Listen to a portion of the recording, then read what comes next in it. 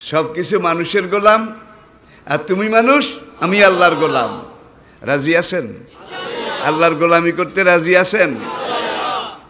আনেবুদুল্লাহ অস্তানেবুত তাগুত আনেবুদুনি হাজা সিরাতুম মুস্তাকিম।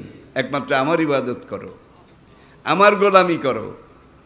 এর চেয়ে ভালো পথ, সুন্দর পথ, মুক্তির পথ, নাজাতের পথ, শান্তির পথ অন্য কোথাও নেই। আমরা কি আল্লাহর গোলামি করতে রাজি আছি? দেখুন এই যে সাগরে, আপনাদের ঘরের কাছে, এই বিশ্বের সবচেয়ে বড় প্রাণী, সবচেয়ে বড় প্রাণী তিমি মাছ, নীল তিমি।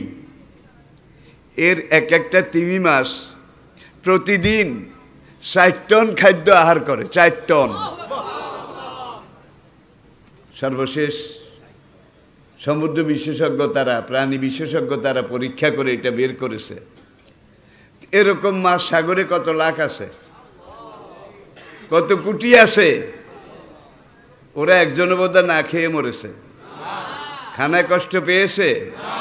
রেজেকের মালিক কে? ওদের রেজেকে দুর্ভিক্ষ হয় না, ওদের রেজেকে কোনো টানা পোড়া হয় না। যত গন্ডগোল, দুর্ভিক্ষ, ক্রাইসিস সব মানুষের রেজেকের মধ্যে। ঠিক কিনা বলেন? তাহলে বোঝা গেল, যদি তোমরা সোজা থাকো, আমি আল্লাহ সোজা থাকব। তোমরা যদি বাঁকা হও, আমি আল্লাহ বাঁকা হব। এটা ন্যায় বিচারের দাবি, ইনসাফের দাবি। যেই প্রাণীটা একদিন 4 টন খাদ্য, এগুলো অন্য কিছু না, সাগরের ছোট মাছ টাছ, অন্য কিছু। আপনি বাজার থেকে সবচেয়ে বড় কোরাল মাছটা কিনে নিলেন, ওইটায় ওই তিমিটার কয় লোকমা হবে? আধা লোকমা হবে না, তার তো 4 টন লাগে।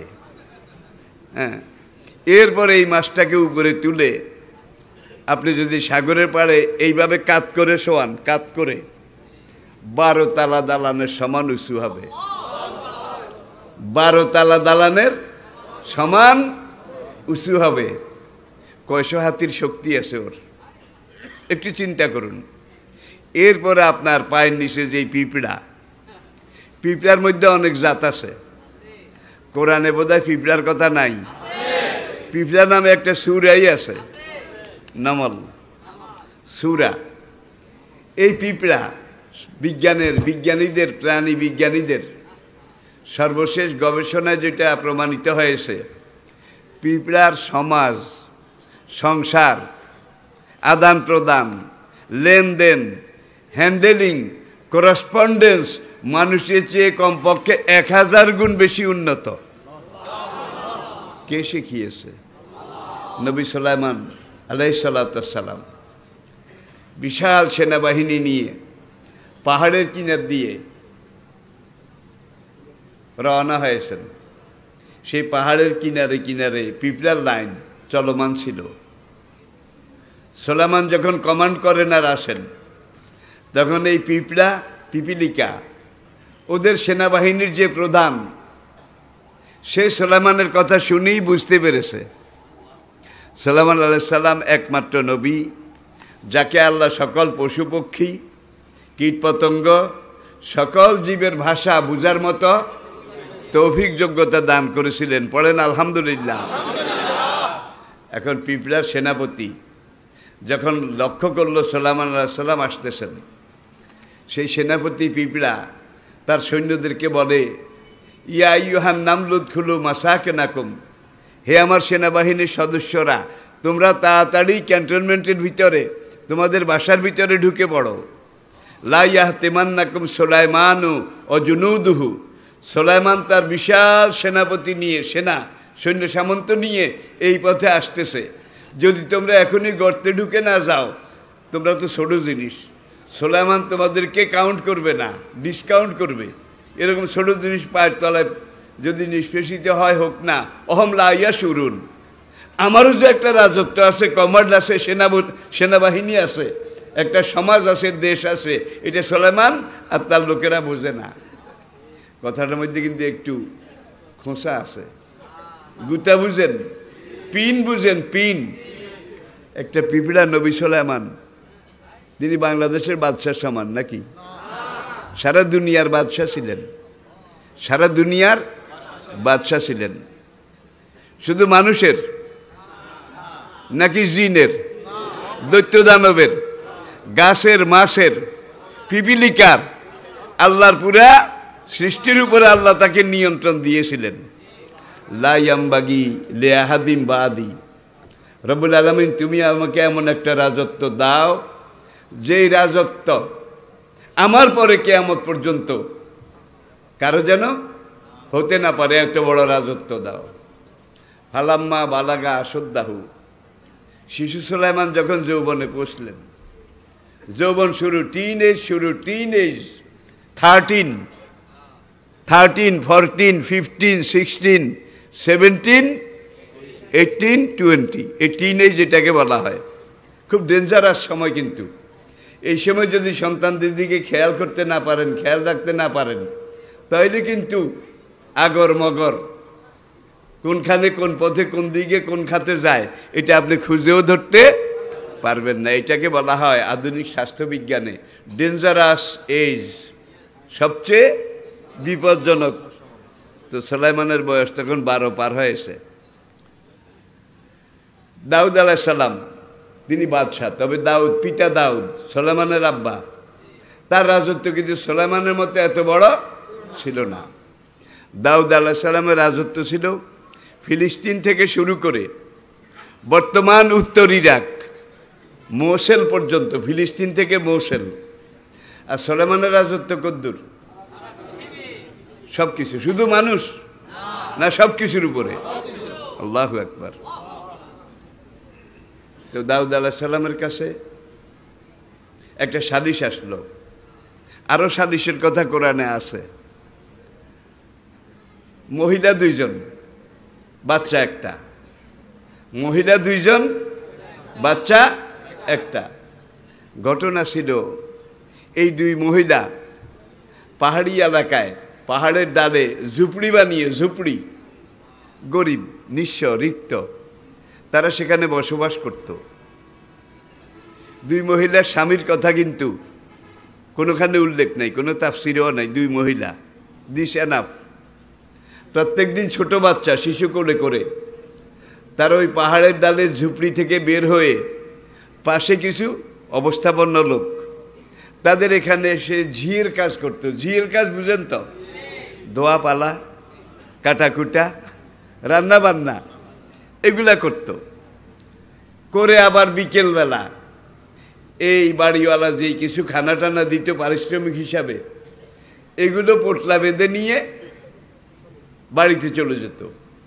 এখন ওই বড় লোকের ঘরে কাজ করতে গেলে, বাচ্চা নিয়ে গেলে কিন্তু কাজে ডিস্টার্ব হয়, ঘরের মানুষ বিরক্ত হয়। তোকে এনেছি কাজ করার জন্য, তুই একটা গ্যাঞ্জাম সঙ্গে করে নিয়ে এসেছিস, কাজের ব্যাঘাত হয়, দৃষ্টিকটু। যার জন্যে দোনো মহিলা পরামর্শ করে পাহাড়ের ডালে এক জায়গায় কিছু খুঁটা, এগুলো নিজেরা গেড়ে কিছু পাহাড়ি খড় সন্টন দিয়ে একটা ছোট্ট খোয়ারের মতো বানিয়ে 2 মহিলা বাচ্চা এই বেড়ার ভিতরে, গণ্ডির ভিতরে রেখে গৃহস্থের বাড়িতে যেত।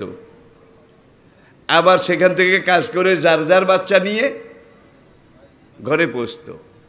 ঘটনাক্রমে একদিন একটা বাঘ পাহাড় থেকে এসে 2টা বাচ্চার একটা বাচ্চা কামড়ায় নিয়ে গেল।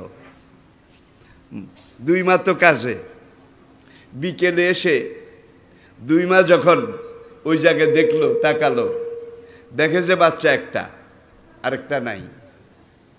এখন 2 মা এটা নিয়ে, এক মা বলে বাচ্চা আমার, আরেক মা বলে না তোমার নয়, আমার। এইটা নিয়ে দাউদ আলাইহিস সালামের কাছে সালিশ। এখন দাউদ আলাইহিস সালাম তিনি এই বিচার করতে গিয়ে, বাচ্চা আসলে কার? এই যুগে তো রক্ত পরীক্ষা আছে, ডিএনএ পরীক্ষা আছে, কত সূক্ষ্ম সূক্ষ্ম পরীক্ষা নিরীক্ষা আছে, কোন মায়ের সাথে রক্ত মিলে, জিন মিলে, ঠিক কিনা বলেন? তখন তো কিছুই ছিল না। তখন দাউদ আলাইহিস সালাম খেয়াল করলেন এই দুই মহিলার, যে মহিলার বয়স একটু বেশি, সে কিন্তু একটু নাটক ফাটক ভালো জানে। সে কথা বলার শুরুতে কাঁদে, আমার সোনার ছেলে, আমার নাড়ি ছিঁড়া ছেলে, আমার কলিজার টুকরা, হাওয়া, এইবার হাউমাউ করে কাঁদে। এ কিন্তু আসলে মা নয়, এ কিন্তু মা নয়, বয়স একটু কম সেই মহিলা ছিল আসল মা।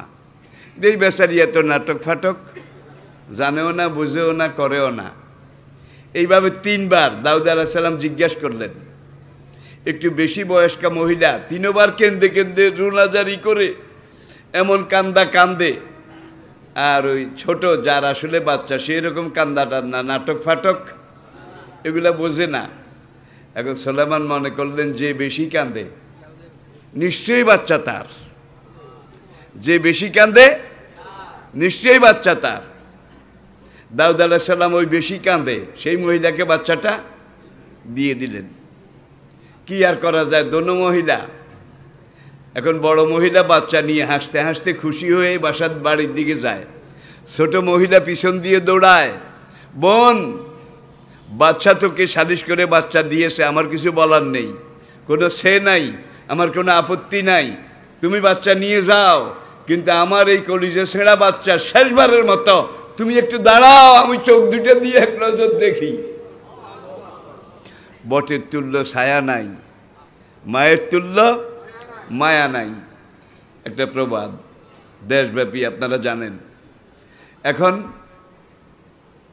ছোট্ট মহিলা বলে, আমাকে শুধু এক নজর দেখতে দাও, তারপরে তুমি নিয়ে যাও, বাচ্চা দিয়েছে, আমার কিচ্ছু বলার নেই। কয় না, তোকে দেখতেও দেব না।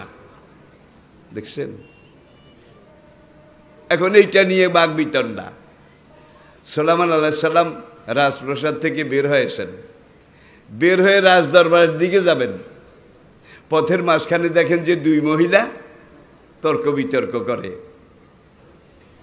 ফাফাহামনাহা সুলাইমানা, এই বয়োকনিষ্ঠ সুলাইমান, তরুণ সুলাইমানকে আমি জিনিসটার গভীরতা আমি আল্লাহ আমার পক্ষ থেকে বুঝাই দিয়েছি। কি মনে করেন? ফাফাহামনাহা, ফাহাম, ফাহাম সমঝ, তাফাক্কুহ, তাফাক্কুহ নিখুঁত নির্ভুল নিরঙ্কুশ জ্ঞান, ফাহাম। সুলাইমানকে আমি আসল ব্যাপারটা বুঝাই দিয়েছি। বয়স মাত্র 12 পার হয়ে 13 শুরু হয়েছে। এখন সুলাইমান দোনো মহিলাকে দাঁড় করায় সব শুনলেন, কিন্তু সুলাইমান দেখেন যে অতিভক্তি, যে বড় মহিলা কান্দে, তার কান্দার মধ্যে কেমন যেন একটা সাইকোলজিক্যালি, মানসিকভাবে সুলাইমান কেমন যেন একটা জিনিস অনুধাবন করলেন। এখন বলে, ঠিক আছে তোমরা দুজন আসো, আব্বুর কাছে আবার আমরা যাই, আব্বুর কাছে গিয়ে তোমাদের হয়ে আমি কথাটা বলবো। দোনো মহিলা এইবার দাউদ আলাইহিস সালামের কাছে গেলেন। যাওয়ার পরে সুলাইমান বলে, আব্বা কি সালিশ করেছেন? যে বেশি কাঁদে তারে বাচ্চা দিছি। সুলাইমানকে তার নাও তো হইতে পারে, না হইলে এত কান্দে কেন? এর আগে আরেকটা গ্রামীণ সালিশ, একজনের ছিল শস্য ক্ষেত, আরেকজনের ছিল ছাগল। এটাও কোরআনে, এটাও কোরআনে। এখন ওই গৃহস্থের ছাগলে শস্য খেতালার ডাল গাছ, মূলা গাছ, শিম গাছ সব খেয়ে ফেলেছে। এখন দুজন আসছে দাউদ আলাইহিস সালামের কাছে সালিশের জন্যে। দাউদ আলাইহিস সালাম বললেন, তোমার ছাগলে যখন খাইছে, তোমার ছাগলের পাল পুরা খেতালারে দিয়ে দাও, ছাগলের পাল পুরা খেতালারে দিয়ে দাও। সুলাইমান কিন্তু পাশে বসা, কাব্য জিনিসটা আমার কাছে কেমন যেন একটু বেখাপ্পা। What is বেখাপ্পা? কিরে বাবা তুই কি বলিস? আমি বাদশাহ হিসাবে রায় দিলাম আর তুই বলিস বেখাপ্পা। কেন বলছিস আমাকে বল। এখন ছাগলে এটা খেয়েছে, অ্যাক্সিডেন্ট ইজ অ্যাক্সিডেন্ট। ছাগল ছেড়ে দিল কেন? যেই কয়টা ছাগলে খাইছে এই দড়িগুলা দেখেন, রশিগুলা দেখে দেখে যে সব দড়ি নতুন, কোনো একটা দড়ির মধ্যে একটা গিরা, একটা জোড়া নাই। তখন এই শিশু সুলাইমান বলে, দড়ি যদি পুরানো হইতো, জোড়া থাকতো, ছেঁড়া হইতো, গিরা থাকতো, তাহলে বুঝতাম গৃহস্থের দুর্বলতা, অযোগ্যতা। দড়ির মধ্যে কোনো ডিফেক্ট নাই। ইমাম আবু হানিফা রহমতুল্লাহ আলাই এই মশলার ব্যাপারে, ইমাম আজম রহমতুল্লাহ আলাই তার কাছে যখন এই ধরনের একটা সালিশ এসেছে, এখানে খুঁটা উপড়াইয়া খাইছে আরেকজনের খ্যাত, খুঁটা উপড়াইয়া, বুঝেছেন তো? ইমাম আবু হানিফা রহমতুল্লাহ আলাই তার দুইজন শিষ্য, কাজী আবু ইউসুফ, কাজী, he was the chief justice of the supreme court of Baghdad. অর্ধেক বিশ্বব্যাপী যেদিন যখন রাজত্ব ছিল, আবু হানিফার একজন ছাত্র কাজী আবু ইউসুফ, তিনি দীর্ঘ সময় বছরের পর বছর বাগদাদ সুপ্রিম কোর্টের চিফ জাস্টিস ছিলেন, প্রধান বিচারক ছিলেন, প্রধান বিচারপতি ছিলেন। এখন আবু হানিফা রহমতুল্লাহ আলাইহির কাছে আসলো, তিনি এখন সিদ্ধান্ত নিতে পারছিলেন না। তখন কাজী আবু ইউসুফ তিনি বলেন যে, এই মিয়া, তোমার ছাগল কোন জায়গায় বাঁধা আছিল? ওই জায়গায়। কয় চলো আমরা জায়গাটা দেখে আসি।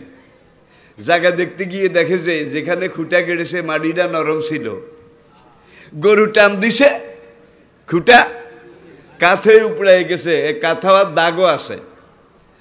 এখন বড় হুজুর আবু হানিফা রহমতুল্লাহ আলাইহির কাছে এসে দোনো শিষ্য, তারা বললেন নরম মাটিতে খুঁটা কাটছে, আমরা দেখে আসছি, এইভাবে টান দিছে, মাটি খসে গেছে, খুঁটা উপড়ে গেছে। ঠিক আরেকজনের গরু, ছাগল এই সময় খাইছে, খাওয়ার পরে সে খুঁটা গেড়ে বেঁধেছিল শক্ত মাটিতে, এইবার খুঁটা ভাঙছে, খুঁটা ভেঙে আরেকজনের খেত খাইছে।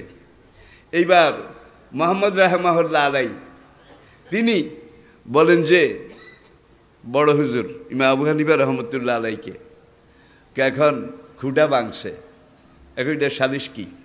হুজুর একটা কাজ করা যেতে পারে, খুঁটাটা এখানে নিয়ে আসেন, ভাঙ্গা খুঁটা যেটা মাটির নিচে রয়েছে সেটাও আনেন, আনার পরে ভালো করে দেখেন খুঁটাটা কি পাকা ছিল নাকি পুরানো ছিল নাকি উই পোকায় খাওয়া ছিল।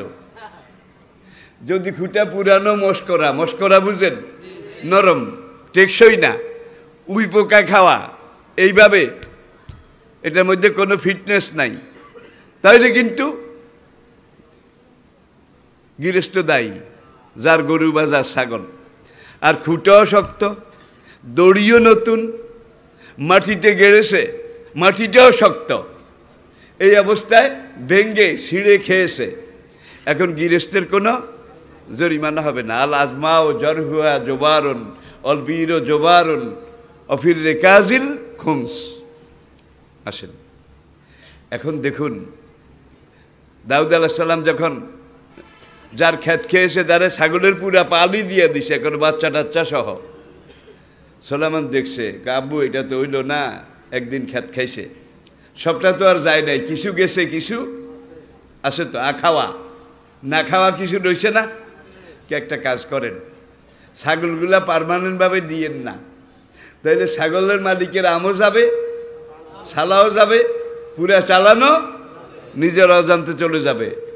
তাইলে কি করা যায়? একটা কাজ করুন আব্বা, ছাগলগুলা খেতালার কাছে কয়েক মাসের জন্য, 2 মাস 3 মাস 4 মাস তার কাছে থাকুক। এই সময় বাচ্চা যেগুলা দেবে, বাচ্চাগুলা খেতোয়ালায় পাবে, দুধ যেগুলা দোহাবে এগুলা খেতোয়ালায় খাবে। আর খেতোয়ালা এই বাগানে এসে প্রত্যেকদিন কাজ করবে, বিচি রুখবে, চারা রুখবে, পানি ঢালবে, এইভাবে ঢালতে ঢালতে ক্ষেতটা যখন আগের অবস্থায়, যে অবস্থা থেকে খেয়েছে আর কি, এই অবস্থায় চলে আসবে, তখন ছাগল আর ছাগল, ছাগলরে দিয়েন, খেতালার ক্ষেত। ভাই ইনসাফ আছে কিনা বলেন? আল্লাহু আকবার, দিয়েন। দাউদ আলাইহিস সালাম খুব পছন্দ হইল। ঠিক আজকে 2 মহিলার সালিশ। এখন বাবাকে সুলাইমান জিজ্ঞাসা করে, বাচ্চা কারে দিছেন? কয় যে বেশি কান্দে। কয় কান্দাটা নাটকও তো হইতে পারে। কয় না, যেই কান্দা কান্দে নাক দিয়ে সেলেসা বাইর হয়ে গেছে, এটা কোনো ছোটো মোটো কান্দা না। সুলাইমান বলে হইতে পারে, আবার নাও তো হইতে পারে। কাবু তুমি সালিশটা করো, আমি একটু দেখি। সুলাইমান এখন সালিশ করে। এখন যেই মহিলার বাচ্চা, সেই মহিলা একবার কসম করেছে, খোদার কসম বাচ্চা আমার। আর ওই জাল নকল মহিলা, সে 3 বার কসম করেছে। অতিভক্তি চোরের লক্ষণ। সে 3 বার কসম করেছে, কত কান্দা, কসমের মধ্যে কাঁদছে। হ্যাঁ, তখন সুলাইমান আলাইহিস সালাম দেখলেন এই কান্নার ফাঁদের মধ্যে তার আব্বা ধরা খাইছে। সুলাইমানের আব্বা এই কান্না নাটকের মধ্যে দাউদ নবীর মতো একজন উলুল আজম পয়গম্বর, তিনি ধরা খেয়েছেন। আর নারীদের চোখের পানি কিন্তু সাংঘাতিক নয়, সাড়ে সাংঘাতিক। আদম গন্ধম খাইছে ইবলিসের চক্রান্তে। গন্ধম খাওয়ার পরে এখন ইবলিস প্রথম দিন আদমের কাছে আসলো, বিশাল এক পাগড়ি, আজানুলম্বিত জামা, এরপরে তসবি একটা 1000 দানার, এইভাবে বেহেশতে ড্রেন দিয়ে ঢুকছে, ড্রেন দিয়া ঢুকে এখন আদম যেখানে বেহেশতে বসে আছে ঝর্ণার পাড়ে গাছের গোড়ায়, ইবলিস সেখানে গিয়ে ইল্লাল্লাহ ইল্লাল্লাহ ওই এমন জিকির করে যেই জিকিরের কোনো অর্থ নাই। এই জিকির সেই যুগে আসিল, এখনো নাই। আসেন, আল্লাহ ছাড়া, আল্লাহ ছাড়া, আল্লাহ ছাড়া, আল্লাহ ছাড়া। যে আপনি এটা তর্জমা করেন, আল্লাহ ছাড়া, আল্লাহ ছাড়া। আমি কিন্তু কারো সমালোচনা করছি না, বাস্তবতাটা বুঝার চেষ্টা করুন। লা ইলাহা ইল্লাল্লাহ, কালেমার মধ্যে এটা, কোরআনের মধ্যে এটা, হু আল্লাহুল্লাযী লা ইলাহা ইল্লাল্লাহ। আচ্ছা, এখন দাউদ নবী বলেন, আবু দেখ এই মহিলা বেশি কান্দে, আগেও বেশি কাঁদছে, বাচ্চা দিছি। সুলাইমান এইবারও কয় হতে পারে, আবার কাইছে তুই কর। এখন সুলাইমান আবার দোনো মাকে জিজ্ঞেস করেছে, ওই আগের মতো, নকল মা বেশি কান্দে, বেশি কসম করে, আসল মা কান্দেও না। অতি শোকে পাষাণ, অতি শোকে পাষাণ। এখন সুলাইমানের কেমন যেন ব্যাপারটা মনোপ্রত হয় না, হতে পারে আবার। সুলাইমান তখন বললেন, জল্লাদ তুম কাহা হো, তলোয়ার দে আও। ভাই ভাই, রাজদরবারের জল্লাদ।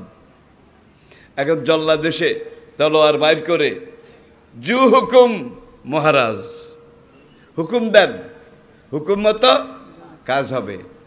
এখন জল্লাদ তলোয়ার বের করেছে। সুলাইমান এইবার বলে, সত্যি করে বলো বাচ্চা কার? দুনো মহিলা কসম করেছে। এক মহিলার কসম সত্য, আরেক মহিলার কসম নাকি দুজনের সত্য, দুজনের মিথ্যা? বাচ্চা তো সাক্ষী। এখন কসম ছাড়ে না, যার বাচ্চা না সে একরে কসম, একর কোরাইয়া কোরাইয়া কসম করে। সুলাইমান বলে, জল্লাদ ইধর आ जाओ, ये 2 माँ हैं, मैं किसको बच्चा दूंगा? इंसाफ की ये तकाजा है, तुम तलवार की एक वार से इस बच्चा को 2 टुकड़ा कर दो, एक वार से 2 टुकड़ा कर दो, एक टुकड़ा इस माँ को, दूसरा टुकड़ा उस माँ को दे दो। भाई नकल माय कय काइटटा हইল দেন, অর্ধেক হইল নিমু। দেখাইয়া কথা, কাইটটা হইল দেন, অর্ধেক হইল নিমু। আসল মা যে, তার চোখ দিয়ে কিন্তু এই সময় পানি পড়া শুরু হয়ে গেছে। This is psychology, this is psychology. সে শুধু কাঁদে, আর ওই বুড়ি কতক্ষণ পরে দেন দেন হুজুর দেন, কাইটটা দেন, অর্ধেক দেন। এইবার সুলাইমান আলাইহিস সালাম বলে, আব্বা এইবার আপনি বোঝেন, যেই বেডিকা অর্ধেক হইল নিমু, কাইটটা দেন, সেই ব্যক্তি কোনোদিন মা হতে পারে না। সে ডাইনি, সে রাক্ষসী। এমন সময় ওই ছোট মহিলা সে এসে সুলাইমানের পার উপরে পড়লেন, বাচ্চা হুজুর আপনি আপনার রাজকুমারকে থামান। রাজকুমার চিনছেন তো? সৌদি আরবে কয় ক্রাউন প্রিন্স, ক্রাউন আপনি আপনার পিরিজকে থামান। কয় কি হয়েছে? আমার বাচ্চা না, ছেড়ে দিলাম, উড্র করলাম, এই বাচ্চাটাকে কাটতে নিষেধ করেন। একবার আষ্ট গোটা ওই মাকে দিয়ে দেন, তারপরেও কাটিয়েন না, বাচ্চাটা জীবিত থাক। এখন কোন মা আসল মা আপনারাই বলেন। রঙ্গিখালী মাদ্রাসার প্রিন্সিপাল ছিলাম যখন, আমি রঙ্গিখালী মাদ্রাসাতে 11 বছর প্রিন্সিপালের দায়িত্ব পালন করেছি। এর আগে রায়পুর আলিয়া মাদ্রাসায় 19 বছর বুখারি পড়াইছি, মুহাদ্দিস হিসাবে দায়িত্ব পালন করেছি। আল্লাহ শুকর। আসুন, এখন ওই মাহফিল ছিল চকরিয়া একটা জায়গাকে, দরবেশ কাটা, নাম শুনছেন কিনা জানি না, দরবেশ কাটা, সেখানে মাহফিল। আবার আমার সাথে মাদ্রাসার প্রতিষ্ঠাতা জঙ্গলি ফকির, নাম শুনছেন কিনা, জঙ্গলি ফকির, তিনি আর আমি গাড়িতে। আমরা মাহফিল শেষ করে কক্সবাজারের দিকে যাই। হারবাং ডালা চিনেন তো? হারবাং, এখানে খুব জঙ্গল ছিল, খুব গাছ ছিল। আজকাল তো পাহাড়ও বেলমাথা, এই পাহাড়ও আজকে বেলমাথা, কিচ্ছু নাই, সব চোরেরা খাইছে। বাংলাদেশ ব্যাংকও আজকে বেলমাথা। যারা বেশি দেশপ্রেমিক তারা সবকিছু করলো খালাস, করলো খালাস। এখন আমরা কক্সবাজারের দিকে যাচ্ছি, হঠাৎ করে ওই দিক থেকে বিডিআর, তখন বিজিবি ছিল না, বিডিআর, কক্সবাজারের 32 বিডিআর ব্যাটালিয়ন, তাদের গাড়ি দুইটা আসছে। তারা তো আবার তাদের সোর্স আছে, খবর আছে।